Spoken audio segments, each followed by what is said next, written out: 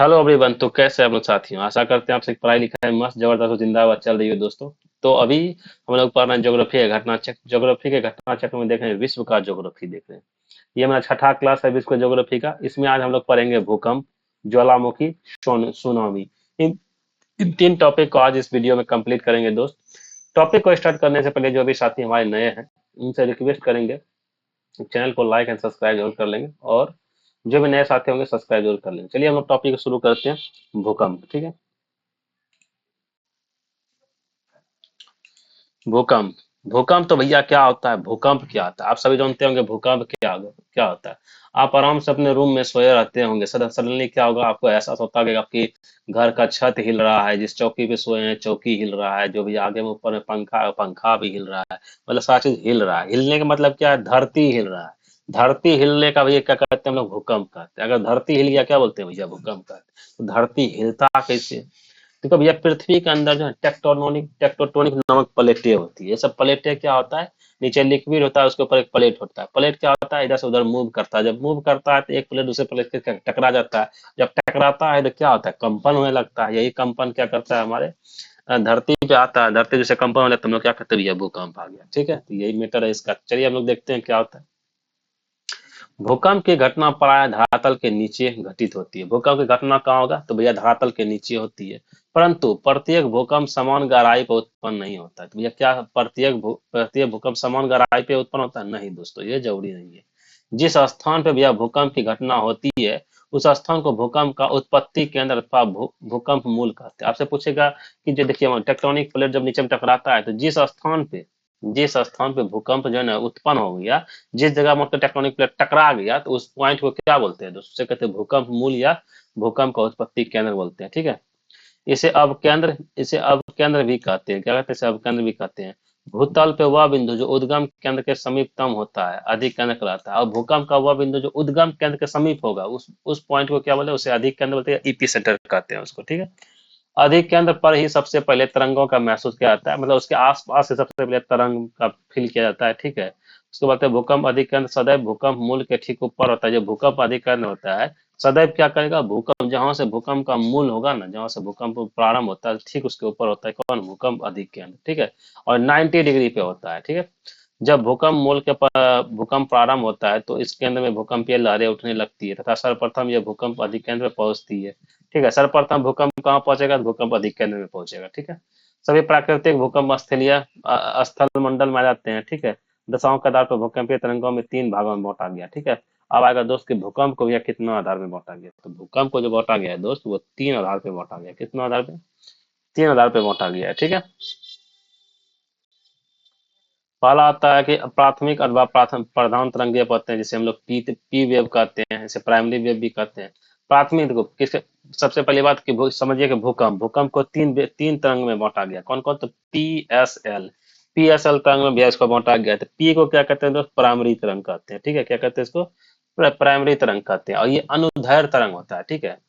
P जो होता है, ये एक ध्वनि तरंग की तरह होता है, इसे अनुदैर्ध्य तरंग कहते हैं। कैसा होता है ये, तो ध्वनि तरंग की तरह होता है, अनुदैर्ध्य तरंग होता है। ठीक है।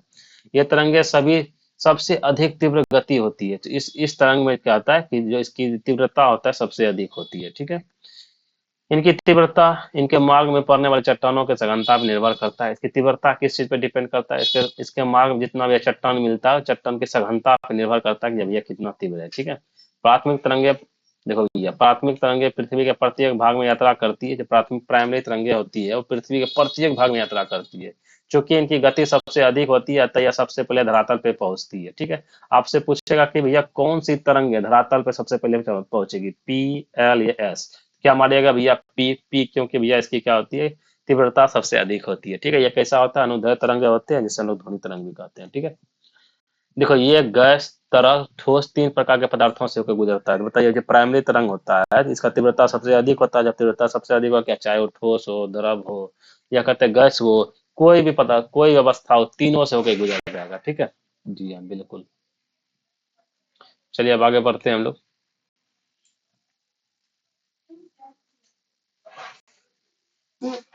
फिर आता है द्वितीयक अथवा गौण तरंग। फिर कहता है द्वितीयक सेकेंडरी अथवा गौण तरंगे, जिसे हम एस वेव भी कहते हैं। एस वेव क्या होता है, ये तरंगे जल के तरंग या प्रकाश तरंग के समान होता है। यह तरंग कैसा होगा? जल के तरंग या प्रकाश के तरंग होगा। और प्रकाश तरंग कैसा होता है दोस्त? ये अनुप्रस्थ तरंग होता है। कैसा होगा? अनुप्रस्थ तरंग। समझे? इन्हें आरी या अनुप्रस्थ लहरें भी कहते हैं। इन्हें आरी तरंग इसलिए कहते हैं क्योंकि इनमें जो अणु की गति होती है तरंग के समकोण पर होती है। इसमें क्या अणु की जो गति होती है कैसे? तरंग के समकोण पे होगा। ठीक है। इसमें ये तरंगे प्राथमिक तरंगों के बाद प्रकट होती है। इनकी गति प्राथमिक तरंगों की अपेक्षा कम होती है। ये तरंगे तरल पदार्थ से होकर नहीं गुजर पाती है। ठीक है। ये तरंग क्या तरल पदार्थ से नहीं गुजरती होती है। एस तरंग जो होता है दोस्त वो तरल पदार्थ से होकर नहीं गुजर पाती है। यही कारण है कि द्वितीय तरंगे या सागरीय भागों में पहुंचने में लुप्त हो जाती है। ये तरंगे क्या होगा दोस्त? सागर भाग में जैसे पहुंचेगा ये तरंग लुप्त हो जाएगा। ठीक है। फिर आता है धरातलीय तरंगे। धरातलीय तरंगे क्या होता है दोस्त? सरफेस वर्ग करते हैं, जिसे एल तरंग कहते हैं दोस्त। ठीक है। धरातलीय तरंगे अन्य दो तरंगों की अपेक्षा कम वेगवान होती है तथा इनका भ्रमण अथा पथ पृथ्वी का धरातलीय भाग ही होता है। ये लहरें पृथ्वी का पूरा चक्कर लगाकर अधिकेंद्र में पहुंचती है। जो हमारा क्या कहते हैं धरातलीय तरंग है जिसे सरफेस वेव कहते हैं, ये पृथ्वी का पूरा चक्कर लगाकर अधिकेंद्र में पहुंचती है। अतः इन्हें पी तथा एस लहरों की अपेक्षा अधिक लंबा मार्ग तय करना पड़ता है। ठीक है। धरातलीय तरंगों को भैया लंबी तरंगे कहा जाता है। ठीक है। क्योंकि इसका भ्रमण काल सबसे अधिक होता है और ये सर्वाधिक दूरी तय करता है। आपसे पूछेगा सर्वाधिक दूरी कौन तय करता है, कौन तरंग है? तो भैया वो सरफेस तरंग से धरातलीय तरंग करता है। ठीक है। ठीक है।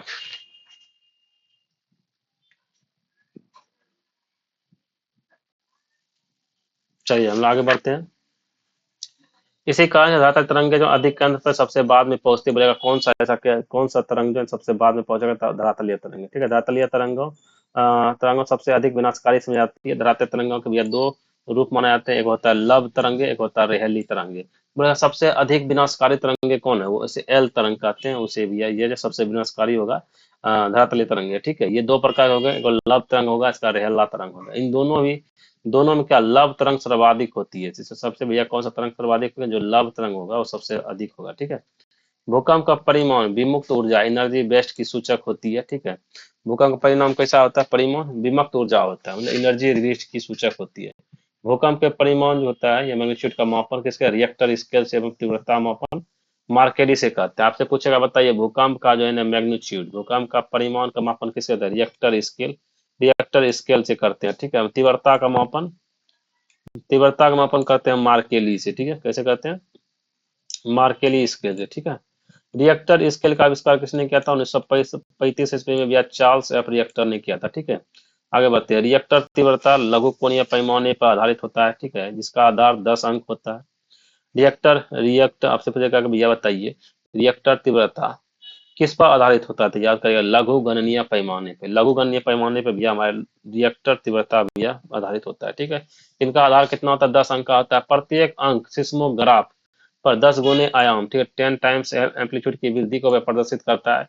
जबकि प्रत्येक अंक का ऊर्जा लगभग 32 गुना मुक्त होता है। ठीक। एक अंक परिमाण के लिए भूकंपीय तरंग कितना? 6 अंश या TNT 6 ऊर्जा मुक्त करती है। ठीक है।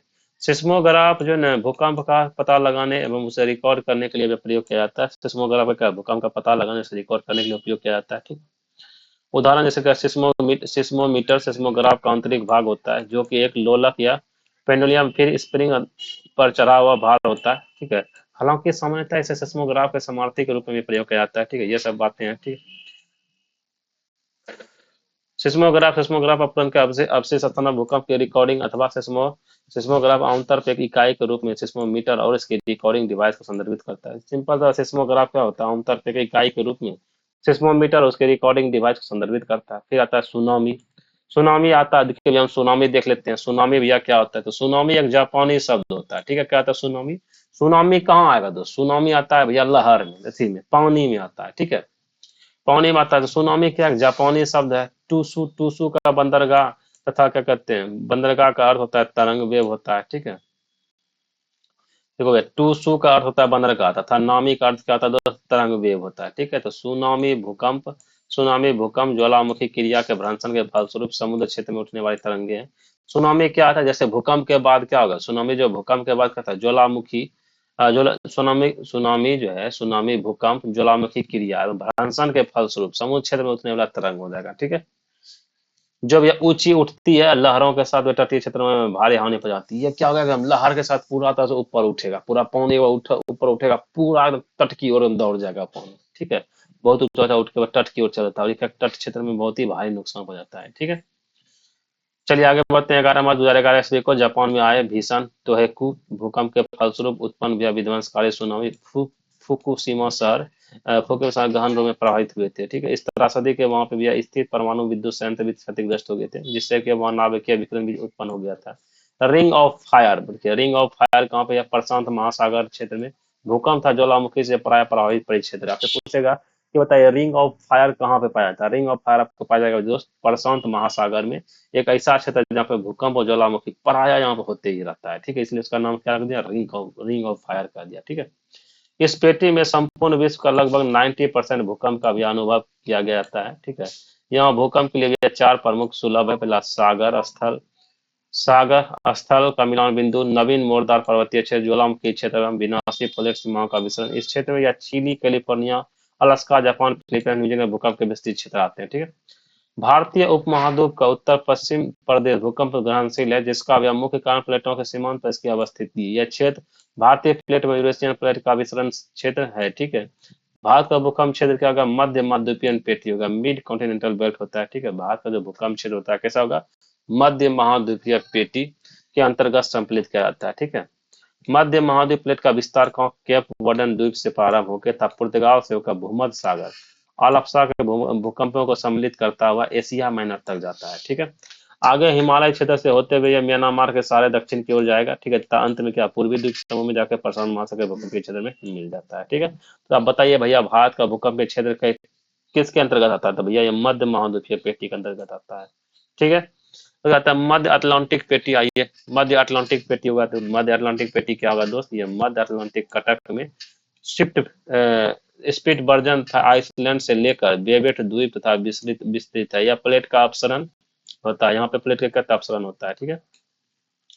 चलिए अब आते हैं हम लोग इसका क्वेश्चन की ओर। मैं बहुत थ्योरी इसका देख लिया, अब क्वेश्चन आता है दोस्त। यहाँ पे पहला क्वेश्चन होता है निम्नलिखित कथनों पर भैया सही विकल्प का चुनाव करें। प्लेट विवर्तनिकी का सिद्धांत भैया किसने दिया था? प्लेट विवर्तनिकी का सिद्धांत 1967 ईस्वी में एच हेस ने दिया था। क्या ये बात सही है दोस्त? नहीं भैया। प्लेट विवर्तनिकी का अवधारणा 1960 ईस्वी में प्रतिपादित किया था। इस सिद्धांत का विकास Wilson, Morgan, Parker, Mackenzie, Harry Hess आदि विद्वानों ने योगदान दिया था। तो इसमें क्या कहते हैं? एच एच हेस का नाम है। एच एच हेस इसका नहीं होगा, ठीक है। ऐसा मतलब एच एच हैश होगा, लेकिन भैया 1967 ईस्वी में नहीं किया था, 1960 ईस्वी में किया था। और केवल एच एच हैश ने किया, और भी आदमी इसमें शामिल थे, ठीक है। प्लेट विवर्तन के सिद्धांत समुद्र तल का विस्तारण सिद्धांत पर आधारित है। क्या बताइए? प्लेट विवर्तन की सिद्धांत एक समुद्र तल सिद्धांत पर आधारित है। क्या यह बात सही है? बिल्कुल भैया, ये जो है ना दो नंबर सही हो जाएगा। प्लेट विवर्तन के सिद्धांत है समुद्र तल पे भैया विस्तारित सिद्धांत। बताइए प्लेट विवर्तन का सिद्धांत किसने दिया? तो 1960 ईस्वी में कितने एच एस बोले तो हैरी हेस ने दिया, मार्गन ने दिया, पार्कर ने, मैकेंजी और विल्सन आदि सभी विद्वान ने मिलकर दिया, ठीक है। चलिए अब आगे आते हैं हम लोग दोस्त। आगे आता है भैया निके सी नंबर। भूकंप के समय किन क्षेत्रों का व्यय उद्गम होता है? बताइए भूकंप के समय किन क्षेत्र का व्यय उद्गम होता है? बी एस एल का, ए बी एल का भैया, आर एस एल का, या पी एस एल का, या ए ए एस एल का। तो भैया जिस टाइम भूकंप होता है उसमें 3 गो तरंग निकलता है। कौन कौन? पी निकलता है, एस निकलता है, एल होता है। पी से प्राइमरी, एस से सेकेंडरी, एल से क्या हो गया? क्या कहते हैं? सरफेस तरंग हो जाएगा, धरातलीय तरंग। तो क्या हो जाएगा दोस्त? बी नंबर आंसर इसका, ठीक है। फिर आता है 3 नंबर। 3 नंबर कहता है भूकंपीय छाया क्षेत्र से संबंधित निम्नलिखित कथनों को पढ़िए भैया और सही विकल्प को चुनिए। एक भूकंप का छाया क्षेत्र दूसरे भूकंप के छाया क्षेत्र में सर्वथा भिन्न होता है। क्या यह बात सही है? बिल्कुल बिल्कुल, यह बात सही है कि भैया एक भूकंप का जो छाया क्षेत्र होता है दूसरे भूकंप के छाया क्षेत्र से डिफरेंट होता है, सेम नहीं होता है। भूकंप लेखी भूकंप अधिक केंद्र से 105 डिग्री के बाहर किसी भी दूरी पे पी एस दोनों तरंगों का विलेखन कर सकते हैं। क्या यह बात सही है दोस्त? ना भैया, ये बात बिल्कुल ही गलत है कि भैया भूकंप लेके भूकंप अधिक केंद्र से 105 डिग्री बाहर किसी भी दूरी पर पी एस दोनों तरंग का विलेखन करता है। ये बात गलत है, ठीक है। तो आइए हम इसका देखते हैं आंसर क्या होगा। इसका आंसर होगा कि ए नंबर सही का 2 नंबर गलत है। तो बी नंबर में कहता है कि कथन एक सही है, कथन 2 गलत है, ठीक है। अब आता है डिस्कशन की। डिस्कशन क्या कहता है? भूकंप लेखी यंत्र पर दूरस्थ स्थानों से आने वाले भूकंप की तरंगे अभिलेखित होती है, ठीक है। हालांकि कुछ ऐसे भी क्षेत्र होते हैं जहाँ पे कोई भी भूकंप तरंग की अभिलेखित नहीं होती है, ठीक है। ऐसे क्षेत्र को भी भूकंप छाया क्षेत्र कहते हैं, ठीक है। जहाँ पे भी भूकंप नहीं आएगा उसे कहते हैं भूकंप छाया क्षेत्र कहते हैं। विभिन्न भूकंपीय घटनाओं को अध्ययन से ज्ञात होता है कि यह भूकंप का छाया क्षेत्र दूसरे भूकंप के छाया क्षेत्र से सर्वथा भिन्न होता है, ठीक है। वैज्ञानिकों का मानना है कि यह भूकंप अधिकेंद्र से 105 डिग्री 103 से 105 डिग्री और 140 के बीच का क्षेत्र कहते हैं। पी और एस के तरंगों के लिए छाया क्षेत्र होता है। एस तरंगों का भी छाया क्षेत्र पी तरंगों के छाया क्षेत्र से अधिक विस्तृत होता है, ठीक है। एस तरंगों का जो छाया क्षेत्र होता है वो पी तरंगों के छाया क्षेत्र से अधिक विस्तृत होता है। एस तरंग 103 डिग्री के बाद नहीं प्रकट होती है, ठीक है। एस तरंग 103 डिग्री के बाद क्या होता है, नहीं प्रकट होता है, ठीक है।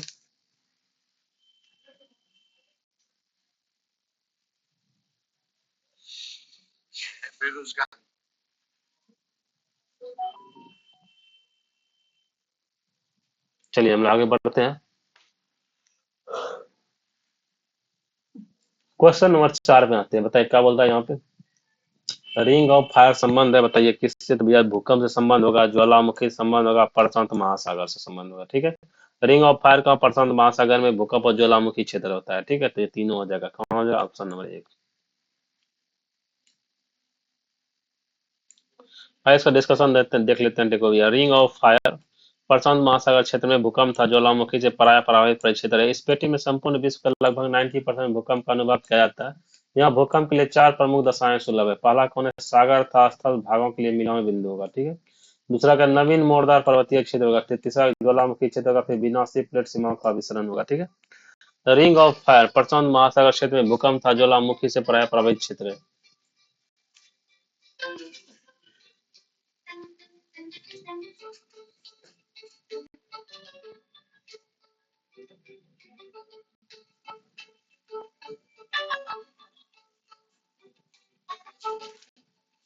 चलिए हम आगे बढ़ते हैं। ये सब चीज देखा। रिंग ऑफ फायर कहाँ होता है दोस्त, प्रशांत महासागर में होता है। इसके अंदर क्या होता है, सागर था स्थल भागों के मिलान बिंदु आएगा। नवीन जोर पर्वत क्षेत्रीय होता है। इसके अंदर ज्वालामुखी क्षेत्र आएगा। विनाशी प्लेट की सीमाओं का अभिसरण होगा, ठीक है। इस क्षेत्र में कौन कौन सा भी आते हैं, चिली देश आएगा, कैलिफोर्निया आएगा, अलास्का, जापान, फिलीपींस, न्यूजीलैंड तथा मध्य सागरीय भागों में भूकंप के विस्तृत क्षेत्र आते हैं, ठीक है। क्वेश्चन नंबर 5 बताइए। क्वेश्चन नंबर 5, रिएक्टर स्केल एक लघु गुणीय लॉगरिथम मापक्रम है तथा इसके फलस्वरूप परिणाम परिमाण मात्रक में 1 की वृद्धि और आयाम के लिए 10 के गुणक को निरूपित करता है। क्या यह बात सही है। बिल्कुल यह बात सही है कि जो हमारे रिएक्टर स्केल होते हैं इसके थ्रू हम लोग क्या करते हैं भैया, रिएक्टर स्केल एवं इसके थ्रू हम क्या करते हैं, भूकंप की तीव्रता को मापते हैं दोस्त, ठीक है। रिएक्टर से क्या करते हैं, एक लघु गणनीय भी मापक्रम है तथा इसके फलस्वरूप परिणाम मात्रक भी है। परिणाम मात्रक 1 की वृद्धि तो आयाम के लिए 10 गुने के निरूपित करता है, ठीक है। रिएक्टर स्केल में प्रत्येक पूर्णांक पठन पर ऊर्जा पूर्ववर्ती पूर्णांक पठन की ऊर्जा में 10 गुना अधिक होता है। 10 गुना होती है, क्या यह बात सही है ना भैया, ये बात गलत है। 10 अंक होते हैं, 100 गुना नहीं होता है, ठीक है। चलिए 32 गुना होगा, सॉरी क्षमा चाहते हैं। ये जो है प्रत्येक अंक, जो इसका जो प्रत्येक अंक होता है वो ऊर्जा लगभग कितना 32 गुना विमुक्त होता है, कितना 32 गुना विमुक्त होता है, ठीक है। आइए क्वेश्चन नंबर 6 पे आते हैं दोस्तों। क्वेश्चन नंबर 6 में कहता है भूकंप के बारे में निम्नलिखित कथनों पर विचार कीजिए। भूकंप की तीव्रता को मार्केली स्केल पे मापा जाता है। क्या ये बात सही है। बिल्कुल भी भूकंप की तीव्रता को हम लोग मार्केली स्केल पे मापते हैं। भूकंप का मैग्नीट्यूड विमुक्त ऊर्जा की माप होता है। हाँ, भूकंप का जो मैग्नीट्यूड होता है विमुक्त ऊर्जा का भैया मान होता है। कितना गुना होता है, तो 32 गुना होता है। तो ऊर्जा भैया होता है लगभग मुक्त होता है। भूकंप का मैग्नीट्यूड भूकंपी तरंगों के आयाम के सीधे मापने पर आधारित होता है। क्या बताइए, भूकंप का जो मैग्नीट्यूड होता है भूकंपीय तरंगों के आयाम के सीधे मापने पर आधारित होता है। क्या ये बात सही है। बिल्कुल ये भी बात सही है दोस्त।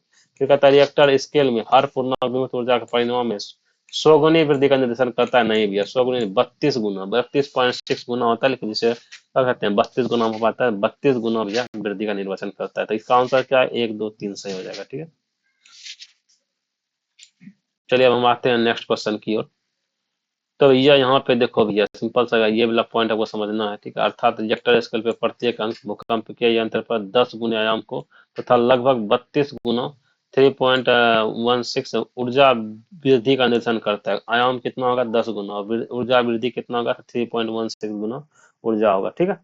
अब आते हैं क्वेश्चन नंबर, रिएक्टर पैमाने का उपयोग होता है मापने के लिए। बताइए रिएक्टर पैमाने का हम लोग क्या चीज मापते हैं, भूकंप की तीव्रता, समुद्र की गहराई, अंतरिक्ष यान का वेग या किसी भवन की ऊंचाई। तो हम सभी जानते हैं भैया रिएक्टर पैमाने का भैया जो उपयोग करते हैं भूकंप की तीव्रता मापने के लिए करते हैं, ठीक है।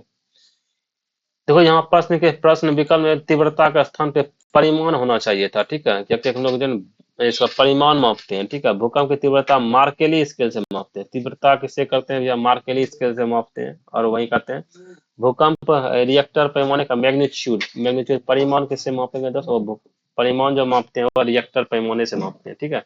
भूकंप का परिमाण किससे मानेंगे या रिएक्टर पैमाने से, और भूकंप की तीव्रता किससे मांगे तो मार्केली, मार्केली से वो तीव्रता मापते हैं, ठीक है। फिर आता है 8 में भूकंप की तीव्रता का मापन किससे क्या आता है बताइए। अभी जस्ट हम लोग पढ़े भूकंप की तीव्रता जाते हैं मार्केली से करते हैं, ठीक है। यहाँ पे भैया वही भूकंप का रिएक्टर पैमाने दिया था, मारिए रिएक्टर पैमाने दबा के। यहाँ पे भी भूकंप की तीव्रता का स्थान पे भूकंप का परिमाण होना चाहिए था। भूकंप की तीव्रता मार्केली स्केल पे मापा जाता है, ठीक, जबकि भूकंप का परिमाण किस पे, रिएक्टर स्केल पे मापा जाता है, ठीक है। कहता सिस्मोमीटर मापता है बताइए जैसे हृदय की गति को, पेड़ की ऊंचाई को या भूकंप को। हम सभी जानते हैं भैया सिस्मोमीटर क्या करता है दोस्त, भूकंप का मापन होता है, ठीक है। ये सिस्मोग्राफ का आंतरिक भाग होता है, जबकि हृदय गति को भैया कार्डियोग्राफ मापता है। पेड़ की वृद्धि को भैया दर्शाने वाले यंत्र को क्या, कोस्कोग्राफ कहते हैं, ठीक है। ठीक,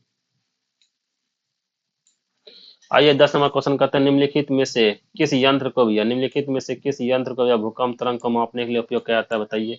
सिस्मोग्राम, सिस्मोग्राफ, सिस्मोस्कोप, सिस्मोमीटर। तो हम सभी जानते हैं सिस्मोग्राफ का उपयोग में क्या करते हैं दोस्त, वो भूकंप तरंगों को मापने के लिए करते हैं, ठीक है। फिर आता है निम्नलिखित भाषाओं में सुनामी शब्द किस भाषा से संबंधित है बताइए। हम जस्ट अभी ऊपर में पढ़े थे थ्योरी।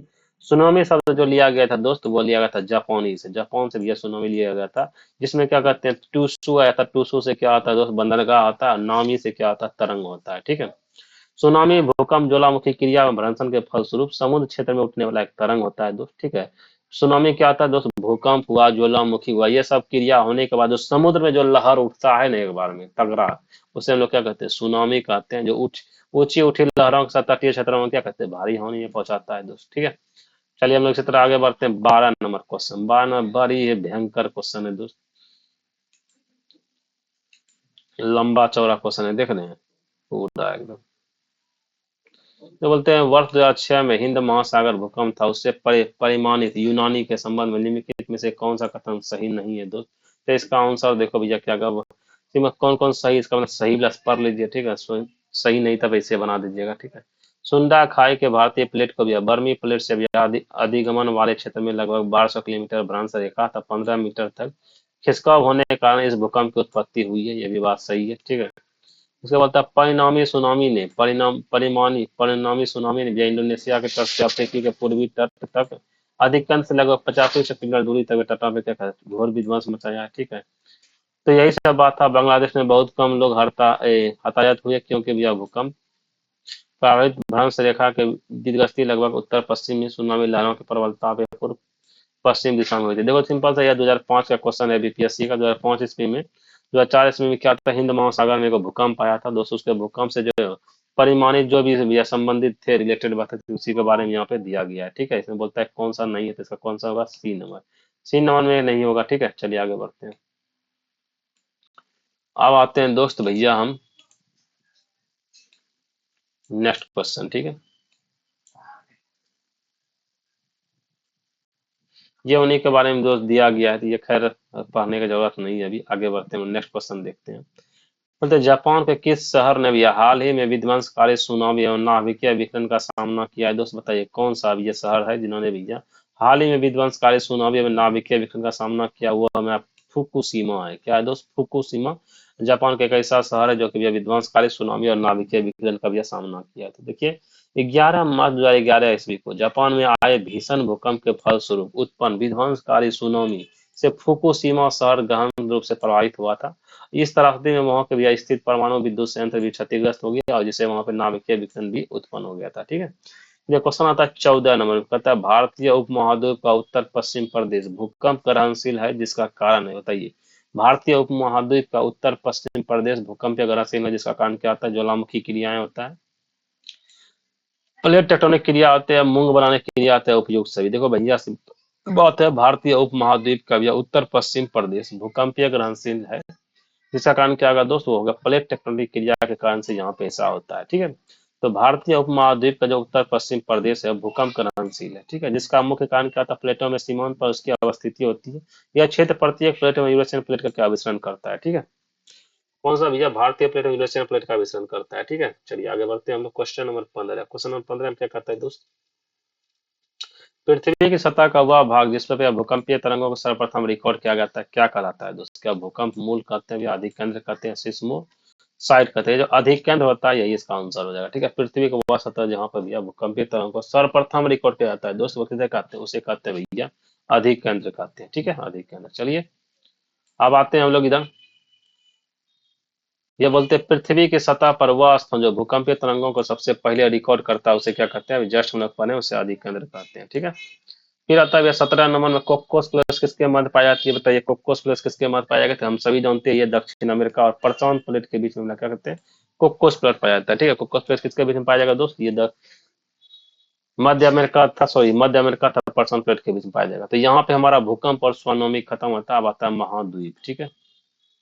महाद्वीप,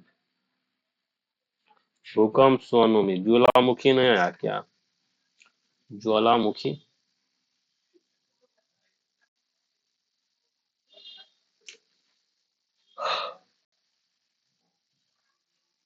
चलिए आते हैं महाद्वीप को भी पढ़ ही लेते हैं, बहुत कम क्वेश्चन है इसमें। ज्वालामुखी भी आना चाहिए क्वेश्चन। महाद्वीप बताइए भैया, महाद्वीप विश्व में कितना महाद्वीप है दोस्त, विश्व में 7 महाद्वीप है। विश्व में कुल कितना महाद्वीप है, 7 महाद्वीप है। हम लोग किस महाद्वीप में दोस्त रहते हो, एशिया महाद्वीप में है, जिसमें कि एशिया क्षेत्रफल की दृष्टि से सबसे बड़ा भी है। महाद्वीप का क्षेत्रफल इस प्रकार है, सबसे भैया कौन होंगे, एशिया एक नंबर पे होगा, ठीक है। उसके बाद अफ्रीका आ जाएगा, एशिया के बाद अफ्रीका, अफ्रीका के बाद क्या आता है? उत्तरी अमेरिका का क्षेत्रफल आएगा, उत्तरी अमेरिका के बाद दक्षिणी अमेरिका का भी क्षेत्रफल आएगा। फिर अंटार्कटिका आ जाएगा दोस्त, उसके बाद यूरोप आएगा, फिर ऑस्ट्रेलिया होगा, ठीक है। तो हमारा भैया विश्व में कितना भैया, विश्व में कितना भैया महाद्वीप है, विश्व में 7 को महाद्वीप है। पहला एशिया आ जाएगा, एशिया के बाद जो आएगा दोस्त क्या, अफ्रीका होगा, एशिया के बाद अफ्रीका, अफ्रीका के बाद उत्तरी अमेरिका, दक्षिणी अमेरिका, ठीक है। उसके बाद अंटार्कटिका आ जाएगा, यूरोप, फिर ऑस्ट्रेलिया आ जाएगा, ठीक है, यूरोप फिर ऑस्ट्रेलिया, ठीक है। तो भैया क्षेत्रफल के दृष्टि से ऑस्ट्रेलिया सबसे छोटा महाद्वीप है दोस्त। वैज्ञानिकों ने इसे 8वें महाद्वीप जिलेंडिया जिलेंडिया की खोज का दावा किया है, ठीक है। ये ऑस्ट्रेलिया के लगभग 2/3 आकार का है। महाद्वीपीय का दर्जा प्राप्त होने पर यह सबसे छोटा महाद्वीप होगा। अभी इसको महाद्वीपीय दर्जा नहीं मिला है जिलेंडिया को, ठीक है। अगर उसको मिल जाएगा फिर वो 8वां महाद्वीप होगा, ठीक है। चलिए आगे बढ़ते हैं हम लोग। फिलीपींस एटलस के अनुसार महाद्वीप के भूमि क्षेत्र का पृथ्वी के कुल भूमि क्षेत्र में प्रतिशत इस प्रकार है। एशिया का भैया पूरे भूमि में कितना, 29.8% है, ठीक है। अफ्रीका का पूरा भूमि में कितना, 20.3% है। उसके बाद उत्तरी अमेरिका के पूरे भूमि में कितना, 16.2% क्षेत्रफल इसके पास है। और दक्षिणी अमेरिका के पास कितना, 11.9% भूमि है। अंटार्कटिका के पास क्या था, 9.2% है इस पे। अंटार्कटिका के पास कितना भूमि है दोस्त, 9.2% है भाई। यूरोप के साथ कितना, 6.8% है। फिर ऑस्ट्रेलिया के पास 5.9% है, ठीक है। एशिया महाद्वीप से होकर 3 प्रमुख अक्षांशीय वृत्त विषुवत, कर्क और आर्कटिक गुजरते हैं, ठीक है। एशिया महाद्वीप में भी 48 देश है। एशिया के दक्षिण में कौन होते हैं, हिंद महासागर, उत्तर में कौन होंगे, आर्कटिक महासागर, और पूर्व में कौन होंगे भैया, प्रशांत महासागर, ठीक है। तो भैया सिंपल सा बात है, एशिया के दक्षिण में कौन हो गया, ये हो गया, मान रखिए एशिया, एशिया के नीचे कौन हो गया, दक्षिण हिंद महासागर। उत्तर में कौन हो गया दोस्त, आर्किट महासागर, उत्तर में हो जाएगा आर्किट महासागर। वहीं पूर्व में कौन होगा, प्रशांत महासागर, पूर्व में प्रशांत प्रशांत महासागर। पश्चिम में कौन होगा, यूराल पर्वत, कैस्पियन सागर, काला सागर, भूमध्य सागर, और यूरोप से की सीमा बनाते हैं, ठीक है। अब आता है लाल सागर, लाल सागर और स्वेज नहर एशिया को भी अफ्रीका से अलग करेगा। आपसे बोलेगा भैया एशिया को, एसी थी समझ आते हैं, स्वेज, लाल सागर और स्वेज नहर एशिया और अफ्रीका को क्या करेगा दोस्त, अलग करेगा, ठीक है। एशिया और अफ्रीका कौन अलग करता है, तो लाल सागर और स्वेज सागर, ठीक है। बेरिंग जल संधि भैया इसी उत्तरी अमेरिका को अलग करती है, ठीक है। बेरिंग जल संधि कैसे करते हैं, उत्तरी अमेरिका को भी अलग करेगा, ठीक है। उत्तरी अमेरिका और उत्तरी अमेरिका को भी अलग करते हैं। फिर आता है यूरोप, 3 ओर से भैया जल से घिरा हुआ है, ठीक है। इनमें से देशों की संख्या 49 है, ठीक है। नोट, देश जॉर्जिया, 5 देश जॉर्जिया, अजरबैजान, कजाकिस्तान, रूस एवं तुर्की, तुर्की एशिया एवं यूरोप दोनों भी महाद्वीप में शामिल है। यूरोप महाद्वीप के अंतर्गत में आर्कटिक महासागर आता है, जबकि पश्चिम में क्या अटलांटिक और दक्षिण में क्या भूमध्य सागर अवस्थित है। अफ्रीका एशिया के बाद विश्व का दूसरा सबसे बड़ा महाद्वीप है। यह एक ऐसा महाद्वीप है जिससे होकर विषुवत वृत्त, कर्क वृत्त और मकर वृत्त गुजरते हैं, ठीक है। विषुवत, कर्क और मकर कौन सा भैया, कौन कहाँ से होते हैं, अफ्रीका महाद्वीप से गुजरेगा, ठीक है। अफ्रीका महाद्वीप में भैया देश की संख्या कितना है, 54 है, ठीक है। यह महाद्वीप जिब्राल्टर जल संधि, भूमध्य सागर, स्वेज सागर और लाल सागर अरब सागर द्वारा यूरेशिया से अलग होती है। यूरेशिया यूरेशिया यूरेशिया से जो अलग किया गया भैया किसको भैया, अफ्रीका को जिब्राल्टर जल संधि के द्वारा, भूमध्य सागर, स्वेज नहर, लाल सागर और अरब सागर के द्वारा क्या अलग किया गया, कहते हैं अफ्रीका यूरेशिया को, ठीक है। इसके पूर्व में भैया हिंद महासागर, पश्चिम में अटलांटिक महासागर था, उत्तरी अमेरिका का यह नामकरण किसने, अमेरिको वेस्पुकी के नाम पे रखा गया है, ठीक है। इस महाद्वीप में देशों की संख्या कितना है दोस्त, 23 को देश है, ठीक है। उत्तरी अमेरिका के पूर्व में अटलांटिक महासागर और पश्चिम में क्या प्रशांत महासागर था, उत्तर में क्या आर्कटिक महासागर है। दक्षिण अमेरिका, मध्य अमेरिका, मेक्सिको और वेस्ट इंडीज के संयुक्त रूप को क्या लैटिन अमेरिका कहते हैं, ठीक है। दक्षिण अमेरिका जो प्रशांत सागर अटलांटिक महासागर के मध्य अवस्थित है। दक्षिण अमेरिका भैया कहते हैं प्रशांत महासागर और अटलांटिक महासागर के मध्य अवस्थित होता है, ठीक है। दक्षिण अमेरिका कहाँ में होगा भैया, प्रशांत महासागर और क्या अटलांटिक महासागर के बीच में कौन है, दक्षिण अमेरिका होगा, ठीक है। दक्षिण अमेरिका का लोकेशन क्या है दोस्त, तो प्रशांत महासागर और अटलांटिक महासागर के बीच में, ठीक है। पनामा जल संधि द्वारा क्या उत्तरी अमेरिका से अलग अलग है, ठीक है। पनामा जल संधि के थ्रू क्या करते हैं इसको, उत्तरी अमेरिका से इसको अलग कर दिया गया, ठीक है। दक्षिणी अमेरिका महाद्वीप में देश की संख्या कितना है, 12 है। दक्षिण अमेरिका महाद्वीप संख्या कितना है दोस्त, 12 है। इसमें ब्राजील सबसे बड़ा देश है, ठीक है। अंटार्कटिका सभी महाद्वीप में सर्वाधिक मध्य ऊंचाई वाला महाद्वीप है। महाद्वीपों के मध्य ऊंचाई इस प्रकार है दोस्त, पहला अंटार्कटिका महाद्वीप, फिर उत्तर मध्य अमेरिका महाद्वीप, अफ्रीका महाद्वीप, दक्षिण अफ्रीका महाद्वीप, एशिया महाद्वीप, फिर यूरोप महाद्वीप। तो ये सब आ गया दोस्त आपका महाद्वीप से रिलेटेड बातें हैं। प्रतिशत की दृष्टि से यूरोप क्या मैदानी भाग का प्रतिशत सबसे अधिक होगा, ठीक है। तो चलिए ये सब बातें हो गया इसका, ठीक है। महाद्वीप से महाद्वीप का हम लोग क्वेश्चन देख लेते हैं। निम्नलिखित महाद्वीपों में से किसमें देश की संख्या अधिकतम है, बताइए। निम्नलिखित महाद्वीप सबसे अधिक देश की संख्या किसमें है, तो उसका हो जाएगा दोस्त अफ्रीका। अफ्रीका में महाद्वीप की संख्या सबसे अधिक है। अफ्रीका में कितना, 54 की देश की संख्या है। वहीं यूरोप में कितना, 49 को है। एशिया में कितना होगा दोस्त, एशिया में कितना देश है, तो भैया एशिया महाद्वीप में 48 देश है। उत्तरी अमेरिका में 23 गो देश है। दक्षिणी अमेरिका में 12 गो देश है। ओशियाना में कितना भैया, 14 गो देश है, ठीक है। सबसे अधिक कहाँ है, अफ्रीका। अफ्रीका के बाद कौन होगा, यूरोप। यूरोप में कितना आ जाएगा दोस्त, 49। यूरोप में कितना देश है, यूरोपीय महाद्वीप में 49 को देश है। और वहीं बात करें अफ्रीका में 54, अफ्रीका में 54, यूरोप में कितना, 49, ठीक है। एशिया में कितना, एशिया में होगा 48, एशिया में कितना, 48। उत्तरी अमेरिका में भैया, उत्तरी अमेरिका में 23 गो, एगो दक्षिणी अमेरिका में 12 गो, ओशिनिया में 14 गो देश है, ठीक है। आते हैं निम्नलिखित में से किस महाद्वीप में सबसे अधिक देश है, बताइए किस महाद्वीप में सबसे अधिक। अब जस्ट हम लोग पढ़े अफ्रीका में कितना होगा दोस्त, 54 गो, ठीक है। यूरोप में कितना होगा, तो 49 गो, ठीक है। एशिया में कितना होगा, 48 गो। उत्तरी अमेरिका में कितना होगा, तो भैया 23 गो, ठीक है। चलिए आगे बढ़ते हैं हम लोग। निम्नलिखित में से कौन महाद्वीप क्षेत्रफल के अनुसार सबसे बड़ा है, बताइए सबसे बड़ा महाद्वीप कौन है दोस्तों, हम सभी जानते हैं भैया अफ्रीका जो सबसे बड़ा महाद्वीप है क्षेत्रफल की दृष्टि से, ठीक है। अफ्रीका सबसे बड़ा कौन है, अफ्रीका। उसके बाद उत्तरी अमेरिका, फिर कौन है दोस्त, दक्षिणी अमेरिका, फिर अगर अंटार्कटिका, फिर यूरोप और ऑस्ट्रेलिया, ठीक है। यूरोप और ऑस्ट्रेलिया, ठीक है। विश्व के कुल 7 महाद्वीप है। तो एशिया किधर गया भैया, एशिया जो क्षेत्रफल की दृष्टि से जो है सबसे बड़ा है। एशिया का क्षेत्रफल की दृष्टि से क्या होगा, एशिया क्षेत्रफल की दृष्टि से सबसे बड़ा महाद्वीप है, ठीक है। देखिए इसका ऑप्शन में एशिया नहीं गया था, इसलिए दक्षिण अफ्रीका हो गया, ठीक है। अफ्रीका के बाद कौन हो गया, उत्तरी अमेरिका, दक्षिणी अमेरिका, फिर उसके बाद आएगा यूरोप, फिर ऑस्ट्रेलिया, ठीक है। यूरोप और ऑस्ट्रेलिया, ठीक है। चलिए आगे बढ़ते हैं हम लोग। क्वेश्चन क्वेश्चन क्या है आगे दोस्त, क्वेश्चन आगे है निम्नलिखित में से कौन सा देश अफ्रीकी महाद्वीप में अवस्थित नहीं है, बताइए कौन सा देश अफ्रीकी महाद्वीप में नहीं है। गैम्बियन, गुआना, गिनी और गिनी बिसाऊ।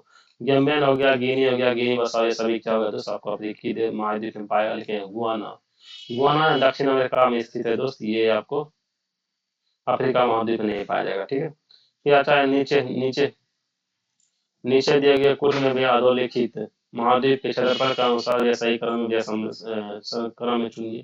सबसे अधिक कौन सा हो जाएगा, तो सबसे अधिक पहले आएगा अफ्रीका।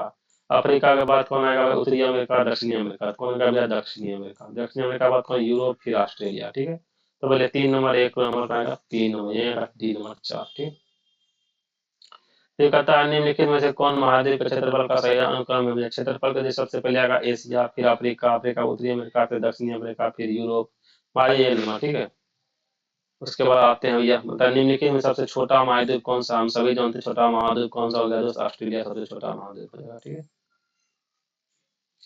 अतः विश्व में 2 सबसे छोटे महाद्वीप कौन है? 2 सबसे बड़े को ऑस्ट्रेलिया आ गया। ऑस्ट्रेलिया के बाद कौन आएगा दोस्त? ऑस्ट्रेलिया का अंटार्कटिका होगा, या अंटार्कटिका यूरोप होगा, ऑस्ट्रेलिया यूरोप। ये ऑस्ट्रेलिया और यूरोप जो है सबसे छोटा महाद्वीप होगा। ठीक है, चलिए, पृथ्वी के कुल भूमि क्षेत्र को अपनी अपनी प्रतिशत के अवरोही क्रम में भैया नीचे दिए गए महाद्वीप को सही अनुक्रम चुनिए। सबसे पहले कौन हो गया भैया? सबसे पहले आ जाएगा कौन हो गया? एशिया, फिर एशिया के बाद कौन होगा? अफ्रीका, अफ्रीका के बाद कौन होगा? उत्तरी अमेरिका, फिर दक्षिण अमेरिका, फिर यूरोप, उसके बाद कौन होगा? ऑस्ट्रेलिया। ठीक है, निम्नलिखित महाद्वीप में किसमें भैया प्रति व्यक्ति भूमि सर्वाधिक है? बताइए, प्रति व्यक्ति भूमि सर्वाधिक किसमें हो जाएगा? वो हो गया ऑस्ट्रेलिया में। ऑस्ट्रेलिया में क्या होता है? प्रति व्यक्ति भूमि सर्वाधिक होता है देश। ठीक है, यहाँ पे देखो भैया, विश्व बैंक के आंकड़ों के अनुसार ऑस्ट्रेलिया महाद्वीप में प्रति व्यक्ति भूमि सर्वाधिक है। ठीक है, फिर आता है निम्नलिखित में से कौन सा महाद्वीप संसार में सर्वाधिक माध्य ऊंचाई वाला है? बताइए, निम्नलिखित में से कौन सा महाद्वीप संसार में सर्वाधिक माध्य ऊंचाई वाला भैया है? बताइए कौन सा भैया? दक्षिणी ध्रुव हो गया, उत्तरी अमेरिका हो गया, एशिया, या भैया दक्षिणी अमेरिका होगा, दक्षिणी ध्रुव। दक्षिणी ध्रुव क्या होगा भैया? ये कैसा है? संसार में सर्वाधिक माध्य ऊंचाई वाला है। ठीक है? संसार में सर्वाधिक माध्य ऊंचाई वाला कौन हो गया दोस्त? दक्षिणी ध्रुव हो गया। ठीक है, अंटार्कटिका, अंटार्कटिका सभी महाद्वीप में सर्वाधिक माध्य ऊंचाई वाला महाद्वीप है। ठीक है, अंटार्कटिका सर्वाधिक, अंटार्कटिका क्या होगा? सभी महाद्वीपों में सबसे अधिक ऊंचाई वाला महाद्वीप कौन होगा? अंटार्कटिका। बोले फिर सभी सबसे अधिक ऊंचाई वाला कौन होगा? अंटार्कटिका महाद्वीप हो गया। ठीक है, ठीक है, चलिए आगे बढ़ते हैं हम लोग। ये देखिए दोस्त, ये एक अथी है, क्या कहते हैं, मानचित्र है। ये आपके लिए इम्पोर्टेंट है, जो यूपीएससी प्रिपरेशन करते हैं उनके लिए इम्पोर्टेंट है। ठीक है, फिर आता है भैया मिलान कीजिए। यहाँ बोलता है भैया निम्नलिखित युगों में कौन सा सही सुमेलित नहीं है? बताइए, एक होता है भौगोलिक लक्षण, एक होता है प्रदेश। बताइए, एबीसीनिया पठार, एबीसीनिया पदार्थ कहाँ, पठार कहाँ पे? आराम में पाया जाता है। क्या ये बात सही है दोस्त? नहीं भैया। ठीक है, बताइए, एबीसीनिया पठार जो है ना आपको पूर्वी अमेरिका में पाया जाएगा, अरब में नहीं पाया जाता। ठीक, एटलस पर्वत दोस्त, एटलस पर्वत आपको उत्तरी पश्चिम अमेरिका में पाया जाता है। ये बात सही है दोस्त। उत्तरी पश्चिम अमेरिका में कौन एटलस पर्वत पाया जाएगा दोस्त? ठीक है, गुआना उच्च भूमि कहाँ पाएगा? गुआना उच्च भूमि भैया ये नहीं होगा। गुआना उच्च भूमि जो पाएगा आपको उत्तरी दक्षिण अमेरिका में, उत्तरी दक्षिण अमेरिका में भैया आपको गुआना उच्च भूमि पाया जाएगा। ओंकावो द्वीरनी कहाँ का? ओंकावो द्वीरनी आपको दक्षिण पश्चिम अमेरिका में। कहाँ पे? दक्षिण पश्चिम अफ्रीका में कौन होगा? ओंकावो द्वीरनी। ठीक है, ये भी गलत होगा। बता साई सुमेलित कौन होगा? एटलस, एटलस पर्वत कहाँ का? उत्तर पश्चिम अफ्रीका में। कहाँ? उत्तर पश्चिमी अफ्रीका में। ठीक है, पाया जाता है उत्तर पश्चिम अफ्रीका में। चलिए आगे बढ़ते हैं हम लोग। आगे आता है निम्नलिखित में से किस एक महाद्वीप ने उनके उसके संपूर्ण क्षेत्रफल में मैदानी भाग का प्रतिशत सर्वाधिक है? बताइए, मैदानी भाग का सर्वाधिक बताइए, मैदानी भाग का सर्वाधिक परसेंटेज भैया किस महाद्वीप पे सबसे अधिक है? तो भैया बताइए यूरोप। यूरोप में भैया क्या यहाँ पे मैदानी मैदानी भाग के संपूर्ण क्षेत्रफल में सब मैदानी भाग का क्या परसेंटेज सबसे अधिक है? ऑस्ट्रेलिया आता तो ऑस्ट्रेलिया यहाँ आंसर रहता है, लेकिन ये कौन है? यूरोप है, यूरोप इसका हो जाएगा। ठीक है, यूरोप एवं दक्षिण दक्षिण अमेरिका दोनों ही महाद्वीपों में अधिक मात्रा में मैदानी भाग का विस्तार है। प्रतिशत की दृष्टि से यूरोप में मैदानी भाग का प्रतिशत अधिक होगा। ठीक है, आगे बढ़ते हैं भैया। अब यहाँ पे मिलान करने वाला आ जाता है। ठीक है, मिलान का अंत अकांगुआ, यहाँ पे तबला स्थलाकृत उसका महाद्वीप। बताइए अकांगुआ कहाँ पड़ता है? अकांगुआ जो पड़ेगा दोस्त आपको दक्षिणी अमेरिका में पड़ता है अकांगुआ। ठीक है, इसमें जो ट्रिक होता है बनाने का, जो पहले सबसे पहले जानते हैं आप उसको मिलान कर लीजिए, उसके बाद जो है ना आप उसका ऑप्शन को देखिए तो आपको बन जाएगा। मेसेटा, मेसेटा कहाँ पाएगा दोस्त? मेसेटा आपको पाया जाएगा कहाँ पे? यूरोप में मेसेटा पाया जाता है। ठीक है, सेरेनगेटी, सेरेनगेटी मैदान कहाँ होगा दोस्त? सेरेनगेटी मैदान आपको पाया जाएगा अफ्रीका में। ठीक है, इससे होता है गिब्सन, गिब्सन रेड कहाँ था? आप सभी जानते हैं गिब्सन रेड कहाँ? ऑस्ट्रेलिया में पाया जाएगा। ठीक है, चलिए हमें मिला अकांगुआ कहाँ मिलेगा? दक्षिण अमेरिका में। मेसेटा कहाँ मिलेगा? यूरोप में। सर उसके बाद सेरेनगेटी मैदान कहाँ मिलेगा? तो अफ्रीका में। उसके बाद क्या था? गिब्सन रिवर ऑस्ट्रेलिया में। ठीक है, तो निम्नलिखित में से कौन एक देश अफ्रीका महाद्वीप में स्थित नहीं है? बताइए, गेम्बियन, गिनी, उसके बाद गिनी बिसाओ या गुआना। हम सभी इसको देख चुके हैं। गुआना जो है ना हमारा अफ्रीका महाद्वीप में नहीं, अपना अफ्रीका महाद्वीप में नहीं आता है। ठीक है, तो चलिए यहाँ पे हमारा महाद्वीप पर्वत महाद्वीप टॉपिक भी खत्म हो गया। एक हमारा बच गया अब ज्वालामुखी। ठीक है, चलिए ज्वालामुखी को एक बार देख लेते हैं। ठीक है, ज्वालामुखी टॉपिक किधर रह गया भैया?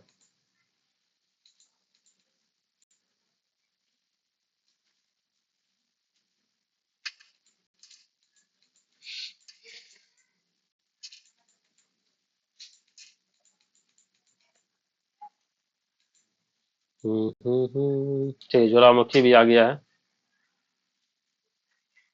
ज्वालामुखी, अच्छा ज्वालामुखी सबसे ऊपर में ही था। देखो भैया ज्वालामुखी, देखो अब आता है ज्वालामुखी। ज्वालामुखी क्या होता है दोस्त? देखो भैया हमारे पृथ्वी के अंदर में बहुत ही तरल पदार्थ, चट्टाने, ये सब चीजें हैं दोस्त, ठीक है। और जो है ना धधकता हुआ गोला है नीचे में जाके, ठीक है। जैसे भैया क्या होते हैं, पृथ्वी के अंदर नीचे जाइएगा ना दोस्त, वहां पे एकदम पूरा गरम गरम लावा है, ठीक है, कोर में, ठीक है। वो क्या होता है लावा दोस्त, अब अंदर में कोई गर्म चीज है वो दोस्त क्या करेगा, बाहर निकलना चाहेगा। जैसे भैया कुकर देखते हैं, कुकर को चढ़ा देते हैं गैस में, उसके अंदर गर्मी होता है, गर्मी होता है, क्या करता है उसके अंदर जो भाप बनता है वो क्या करेगा भैया, बाहर निकलने की कोशिश करेगा। बाहर निकलने की कोशिश करने में वो सीटी मारता है, ठीक है। सेम टू सेम हमारे पृथ्वी में भी यही होता है, पृथ्वी में भी क्या होता है, एक ज्वालामुखी। अब बताइए ज्वालामुखी क्या, ज्वालामुखी वह छिद्र है अथवा दरार है जिससे धरातल के नीचे से गैसें, राख, तरल चट्टान पदार्थ, मैग्मा पृथ्वी के धरातल तक पहुंचता है, ठीक है। ज्वालामुखी विस्फोट विस्फोट से निकलने वाले गैसों के कारण जलवाष्प सबसे अधिक होते हैं। देखो सिंपल सा बात है, ज्वालामुखी, ज्वालामुखी होता है क्या दोस्त, देखो भारत, ज्वालामुखी हमारे पृथ्वी के अंदर क्या है दोस्त, बहुत सारी क्या कहते हैं, जैसे हमको पता है लावा होता है, गैसें होता है, ये सब गैसें क्या बाहर निकलना चाहता है। ये सब बाहर जैसे जैसे भी थोड़ा सा भी देखता है कहाँ, तो धरती फाड़ के क्या कहते हैं बाहर निकलता है। धरती जैसे फटता है उसके बाद क्या कहते हैं, अंदर से जो मैग्मा उग्मा लावा हुआ है और गैस वगैरह सब वो सभी बाहर निकलने लगता है दोस्त, उसे ही कहते हैं ज्वालामुखी कहते हैं दोस्त, ठीक है। तो चलिए ज्वालामुखी में जो सबसे अधिक निकलता है, ज्वालामुखी विस्फोट से सबसे अधिक निकलने वाला चीज होता है वो जलवाष्प होता है। क्या होता है, जलवाष्प की मात्रा सर्वाधिक होती है इसमें, ठीक है।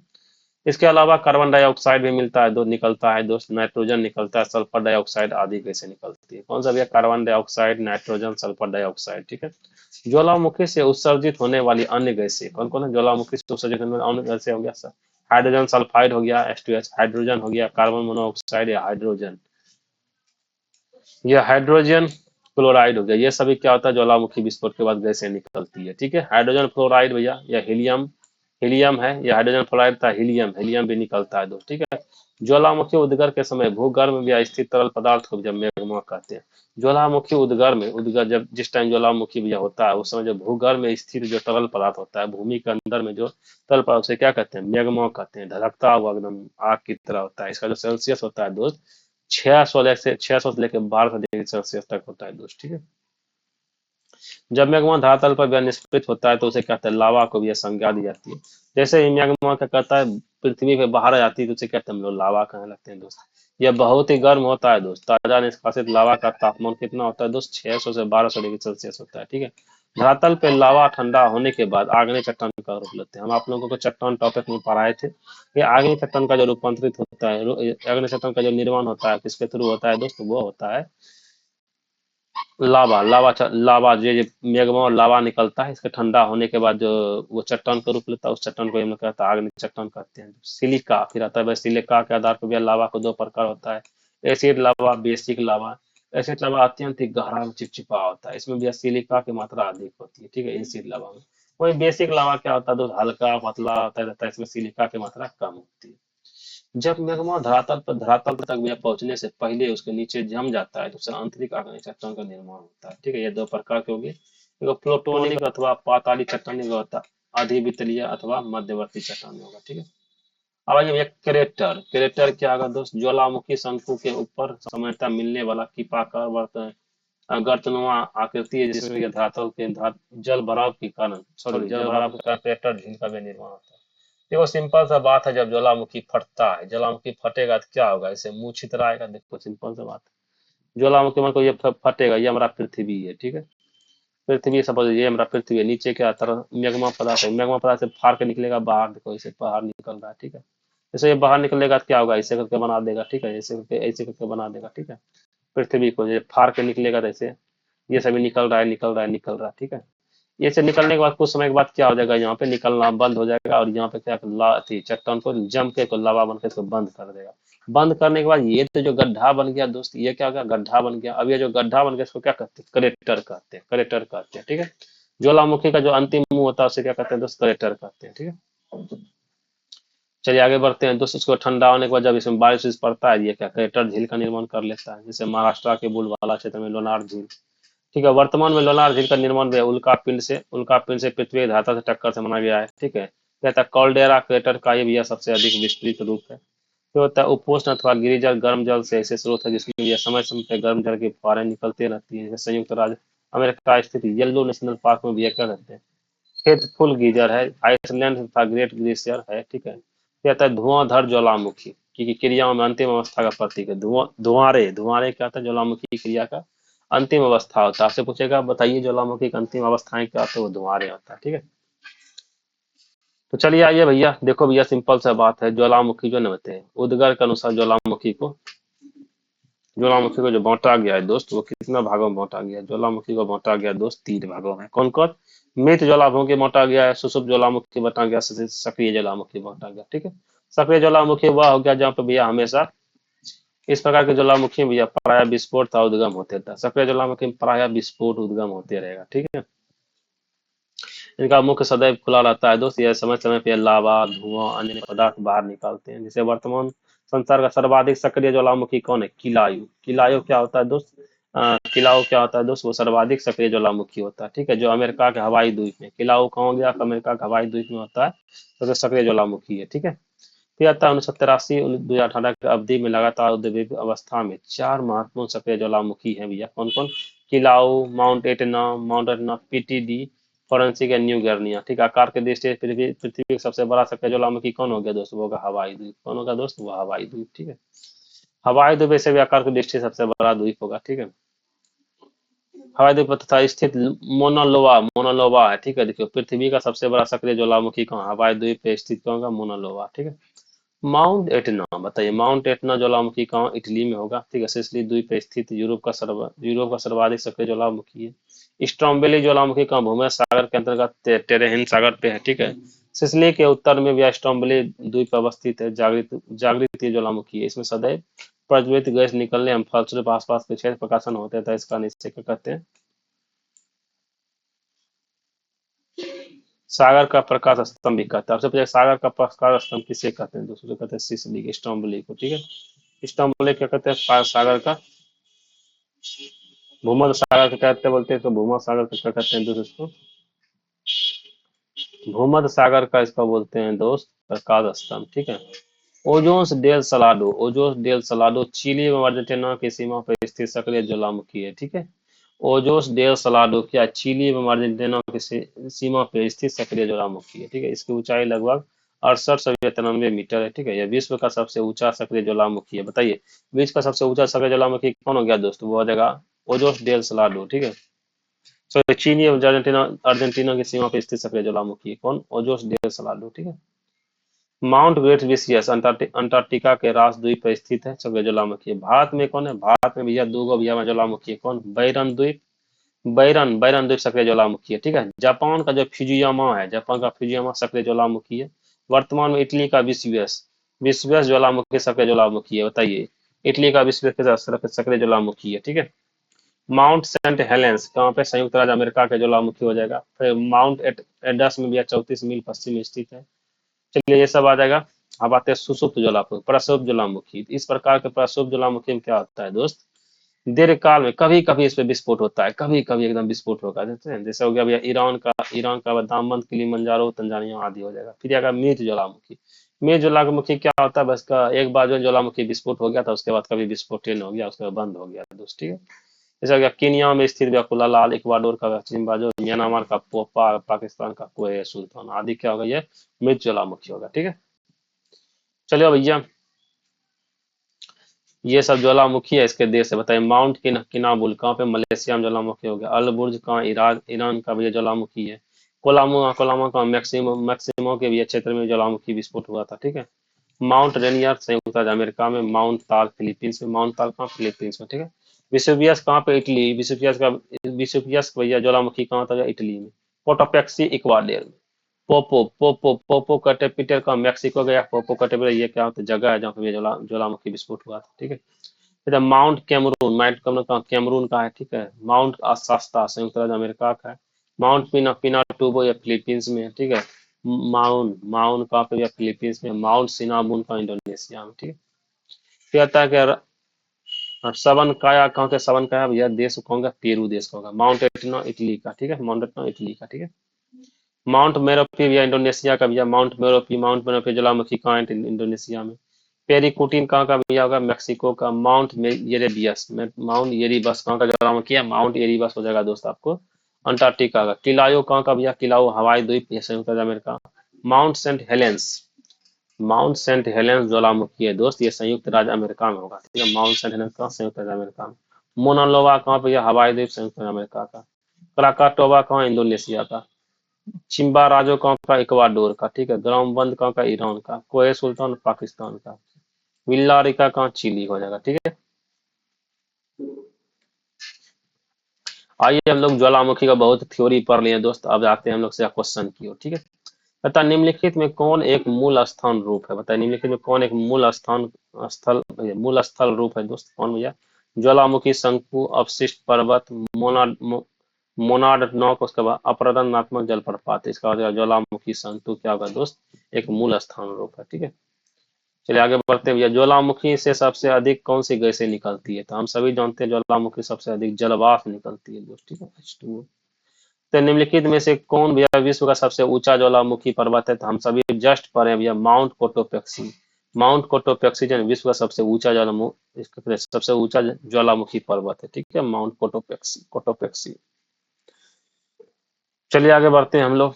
ज्वालामुखी विस्फोट किस पेटी में सर्वाधिक होता है, बताइए ज्वालामुखी विस्फोट किस पेटी में सर्वाधिक होता है दोस्त, ये हो जाएगा परिप्रशांत महासागरीय भैया महासागरीय पेटी में सबसे अधिक होता है ज्वालामुखी से, रिंग ऑफ फायर भी कहते हैं दोस्त, ठीक है। चलिए आगे बढ़ते हैं हम लोग। बोलता है पृथ्वी के अंदर पिघले पदार्थ को क्या कहते हैं दोस्त, पृथ्वी के अंदर पिघले पदार्थ को क्या कहते हैं दोस्त, लावा कहते हैं, बेसाल्ट कहते हैं, अब से उसे क्या कहते हैं, मेगमा कहते हैं। अब मेगमा ऑप्शन में नहीं, ऑप्शन क्या होगा, डी में कोई नहीं, तो उसे क्या कहते हैं दोस्त, मेगमा कहते हैं, ठीक है। मेगमा जब बाहर निकल के ठंडा जाता है उसे क्या कहते हैं, लावा कहते हैं दोस्त। मेगमा जब बाहर आता है उसे लावा कहते हैं, यही लावा ठंडा होकर क्या होता है, आग में चट्टान बन जाता है। लावा के ठोस होने के फलस्वरूप पृथ्वी के अंदर निर्मित चट्टान को भी क्या कहते हैं दोस्त, कौन सा चट्टान कहेंगे दोस्त, प्लूटोनिक चट्टान कहते हैं दोस्त। कौन सा प्लूटोनिक चट्टान को जानते हैं दोस्त, ठीक है।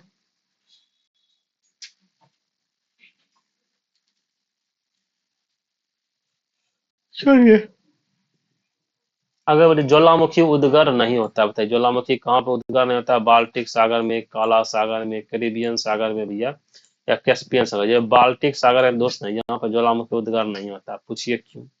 तो ज्वालामुखी उद्गार का संबंध है अभिसरण और अपसरण क्षेत्र के में प्लेटों के किनारों से होता है, ठीक है। उपयुक्त विकल्प में बाल्टिक सागर को छोड़कर सभी सागर प्लेटों के किनारों में संबंधित है, अतः स्पष्ट है कि बाल्टिक सागर में ज्वालामुखी उद्गार नहीं होगा, ठीक है। माउंट एटना भैया, माउंट एटना क्या एक पर्वत होगा, क्या ये एक शिखर पर्वत होगा, एक पठार होगा। माउंट एटना क्या एक ज्वालामुखी क्षेत्र होगा, ठीक है। तो ज्वालामुखी पर्वत माउंट सेंट हेलेंस कहाँ स्थित है दोस्त, ज्वालामुखी पर्वत माउंट सेंट हेलेंस कहाँ होगा, सेंट हेलेंस आपको कहाँ, दक्षिण अमेरिका, तो ये संयुक्त राज्य अमेरिका में हो जाएगा, ठीक है। चलिए आगे बढ़ते हैं।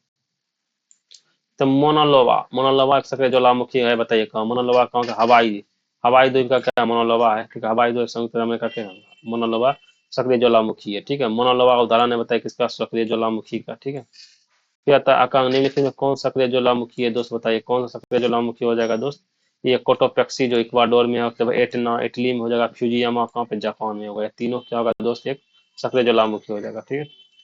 फिर आता है दोस्त वही सक्रिय, मतलब निम्नलिखित में कौन क्रियाशील ज्वालामुखी है, जस्ट हम लोग पढ़े एटना तो हो ही जाएगा, ठीक है। एटना हो जाएगा दोस्त, उसके बाद क्या हो जाएगा, विसुवियस। एटना और विसुवियस दोनों क्या होगा, सक्रिय ज्वालामुखी हो जाएगा, ठीक है। हम्म।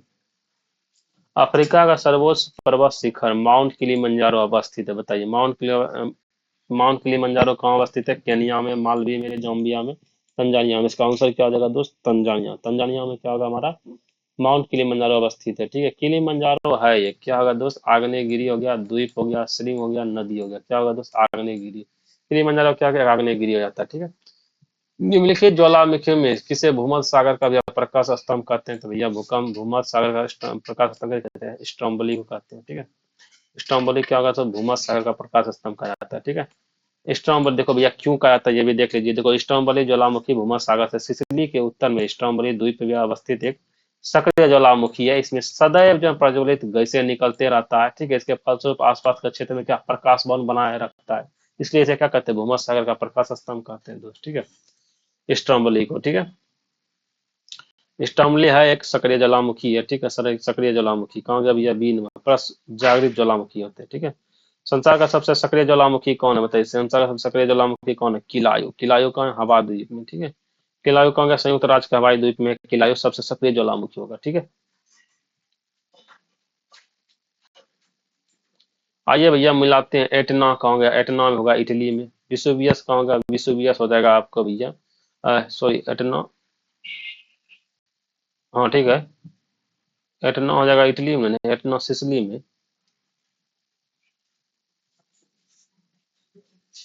एटना हो जाएगा कहाँ, सिसिली में हो जाएगा, क्षमा चाहते हैं दोस्त, एटना हो जाएगा सिसिली में, क्षमा चाहते हैं। एटना एटना कहाँ हो जाएगा, एटना हो जाएगा आपको सिसिली में, ठीक है। विसुवियस, विसुवियस हो जाएगा, विसुवियस कहाँ पे हो जाएगा दोस्त, विसुवियस आपको हो जाएगा दोस्त कहाँ पे, विसुवियस हो जाएगा आपको एटना हो जाएगा सिसिली में, उसका विसुवियस कहाँ पे, विसुवियस ज्वालामुखी आपको इटली में पड़ेगा, ठीक है। उसके बाद है येरीबस, येरीबस कहाँ मिलेगा दोस्त, येरीबस हो जाएगा आपको कहाँ पे, रास द्वीप में, इसी बस कहाँ का, रास द्वीप में, ठीक है। कोटोवेक्सी कहाँ का, कोटोपेक्सी आपको इक्वाडोर में, ठीक है। तो भैया एटना ज्वालामुखी कहाँ का, एटना होगा सिसिली में, विसुवियस कहाँ होगा इटली में, हो गया दोस्त येरीबस, येरीबस कहाँ हो गया, इक्वाडोर में।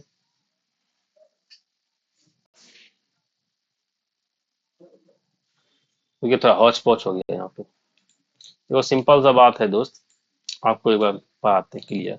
एटना कहाँ हो गया, एटना हो गया सिसिली में, ये ज्वालामुखी कहाँ हो गया, सिसिली में। विसुवियस कहाँ हो गया दोस्त, विसुवियस हो गया दोस्त आपका इटली में, ठीक है। येरीबस कहाँ हो गया दोस्त, येरीबस हो गया आपका कौन, रास द्वीप में। कोटोपेक्सी कहाँ हो गया, इक्वाडोर में, ठीक है, चलिए क्लियर हो गया, ठीक है। फिर से आ गया दोस्त, एटना कहाँ हो गया दोस्त, एटना भी जस्ट पढ़े दोस्त हम लोग, एटना, एटना हम लोग अभी जस्ट पढ़े थे दोस्त, कहाँ पे एटना पढ़े थे हम लोग, कहाँ बताइए, एटना कहाँ पढ़े थे, यूएसए का भैया थी में, विसुवियस में, ठीक है। एटना कहाँ है दोस्त, सजेस्ट पढ़े ना दोस्त, कहाँ गया यार, एटना का कहाँ, सिसिली में, ठीक है, सिसिली के हवाई द्वीप में, मेरे काम आ जाएगा। फिर आता है भैया पेरीकुटीन, बताइए पेरीकुटीन कहाँ पे है दोस्त, पेरीकुटीन आपको हो जाएगा, अरे भैया तो क्षमा चाहते हैं दोस्त, देखो भैया अभी जस्ट देखो ये माउंट रेनियर है, माउंट रेनियर आपको यूएसए में पाया जाएगा। एटना आपको पाया जाएगा फिलीपींस का भैया, कहाँ पे, सिसिली में, ठीक है, फिलीपींस के सिसिली में पाया जाएगा। पेरिकुटिन कहाँ भैया, पेरिकुटिन आपको मैक्सिको में पाया जाता है दोस्त, ठीक है। ताल कहाँ पाया जाएगा दोस्त, ताल जो आपको पाया जाता है दोस्त, ताल आपको पाया जाएगा दोस्त शायद, ताल आपको पाया जाएगा कहाँ पे, ताल पाया जाता है आपको फिलीपींस में यार, ताल पाया जाएगा आपको फिलीपींस में, ठीक है। और एटना पाया जाएगा इटली में, ठीक है, एटना कहाँ पाया जाएगा, इटली में, ठीक है। एटना पाया जाएगा दोस्त यहाँ पे इटली में, ठीक है। एटना पाया जाएगा दोस्त कहाँ पे, इटली में, एटना इटली में, वही तो हम भाई याद करिए, एटना इटली में, ठीक है। तो यहाँ पे एटना को भैया सिसिली में क्यों दिया है, ठीक है। एटना इटली में होना चाहिए, माउंट एटना भूमध्य सागर के विशालतम द्वीप सिसिली के पूर्वी तट पर भैया स्थित एक सक्रिय ज्वालामुखी है। माउंट विसुवियस इटली, अच्छा माउंट, अच्छा सिसिली दिया, सिसिली का आंसर बिल्कुल सही, एग्जैक्ट पॉइंट दिया, ठीक है। चलिए आगे बढ़ते हैं हम लोग, आगे क्या है दोस्त, आगे का क्वेश्चन है दोस्त, बताइए। क्वेश्चन है माउंट किनाबालू, माउंट किनाबालू भैया कहाँ पे है, माउंट किनाबालू कहाँ है, अकांगुआ, अकांगुआ कहाँ है। सबसे पहले देखिए इसमें जानते हैं कौन कौन सा, हम लोग जानते हैं कौन सा, कीली मंजारो, कीली मंजारो कहाँ हो जाएगा दोस्त, कीली मंजारो आपको होगा तंजानिया में, ठीक है, ये तो आपको हो जाएगा, ठीक है। उसके बाद आता है क्या, अकांगुआ, अकांगुआ कहाँ होगा दोस्त, अकांगुआ हो जाएगा आपका कहाँ पे, अर्जेंटीना में अकांगुआ आता है, ठीक है, ये दो को जानते हैं हम लोग, ठीक है। उसको अलबुर्ज बताइए, अलबुर्ज कहाँ हो जाएगा दोस्त, अलबुर्ज हो जाएगा कहाँ पे आपको, ईरान में। तो माउंट किनाबालू को गया, माउंट माउंट का मलेशिया में हो जाएगा, ठीक है, तो इसका समझ गए। माउंट किनाबालू कहाँ गया, मलेशिया में, अलबुर्ज कहाँ गया, ईरान में, अकांगुआ कहाँ, अर्जेंटीना में, किलिमंजारो कहाँ, तंजानिया में, ठीक है। फिर आता है दोस्त मिलाइए भैया, माउंट एटना अभी जस्ट पढ़े थे, एटना कहाँ पे गया, इटली में, ठीक है। उसके बाद आते हैं मेरापी, मेरापी कहाँ जाएगा दोस्त, मेरापी हो जाएगा आपको कहाँ पे, तीन, एक इंडोनेशिया में, ठीक है। उसके बाद फिर क्या आता है दोस्त, सवन काया, सवन काया आपको कहाँ मिलेगा दोस्त, सवन काया मिलेगा पेरू में, ठीक है, सवन काया कहाँ मिलेगा, पेरू में, ठीक है। उसके बाद आता है कोलिमा, कोलिमा कहाँ पड़ेगा दोस्त, कोलिमा आपका पड़ जाएगा कहाँ, मैक्सिको में, ठीक है। चलिए, इंडोनेशिया के संदर्भ में या निम्नलिखित में से कौन से कथन सही है बताइए। इसमें 15,000 से अधिक द्वीप शामिल होता है, इसमें 150 से अधिक अधिक सक्रिय ज्वालामुखी है, बताइए कौन होगा, केवल एक सही होगा, इसमें 15,000 से अधिक अधिक द्वीप है। इंडोनेशिया में क्या 15,000 से अधिक द्वीप है। देखो भैया, दक्षिण पूर्वी एशियाई देश इंडोनेशिया में 17,000 से अधिक छोटे बड़े द्वीप है। इंडोनेशिया प्रशांत महासागर में रिंग ऑफ फायर पर स्थित है। इंडोनेशिया कहाँ भैया? प्रशांत महासागर रिंग ऑफ फायर पे भैया एकदम स्थित है। यहाँ पे भैया काफी संख्या में ज्वालामुखी होती रहती है। तो सक्रिय ज्वालामुखी कौन? तो जगह संख्या भी लगभग कितना 130 है, ठीक है। प्रसिद्ध ज्वालामुखी पर्वत बताइए। कराकाटोवा। कराकाटोवा निम्नलिखित में से किस देश में दोस्त? कराकाटोवा इंडोनेशिया में, ठीक है। कराकाटोवा कहाँ मिलेगा आपको? इंडोनेशिया में कराकाटोवा मिलेगा, ठीक है। कराकाटोवा का ज्वालामुखी विस्फोट भीषण विस्फोट में से एक माना जाता है। ये आपको इंडोनेशिया में देखने को मिलेगा, ठीक है। माउंट रेनर बताइए। माउंट रेनर। माउंट रेनर भैया कहाँ होगा दोस्त? तो ये भैया माउंट रेनर देखो, एटना। एटना कहाँ गया? इटली से। जो जानते हैं पहले उसको लिखे। पैराकुटिन हम लोग पढ़े थे दोस्त। पैराकुटिन हम लोग कहाँ पढ़े थे दोस्त? ये पढ़े थे मैक्सिको में, पैराकुटिन, ठीक है। तो माउंट एपो। एपो भी हम लोग पढ़े हैं दोस्त। एपो कहाँ पे हो जाएगा? तो ये आपको हो जाएगा फिलीपींस में, ठीक है। बाद में फिर रेगनर। रेगनर कहाँ होंगे? यूएसए में, ठीक है। यूएसए में चलिए, यहाँ पे हमारा आज का टॉपिक खत्म हो जाता है। कौन? भूकंप, ज्वालामुखी। भूकंप, ज्वालामुखी और क्या कहते हैं, सुनामी और उसका महाद्वीपीय चैप्टर, ये तीनों आप यहाँ पे समाप्त हो जाता है। मिलते हैं हम लोग कल नेक्स्ट वीडियो में, ठीक है। नेक्स्ट वीडियो में आपको क्या देखने को मिलेगा? कल मिलेगा ये भूकंप में पढ़ा ही दिए।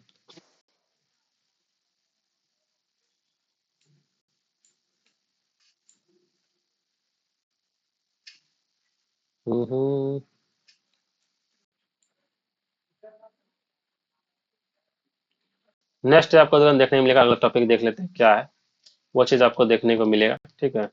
आज के लिए इतना ही रहेगा, ठीक है। हम्म।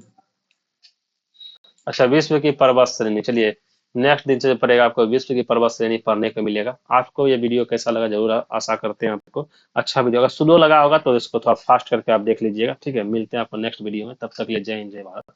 और वीडियो को लाइक सब्सक्राइब जरूर करते रहिएगा, ठीक है। चलिए।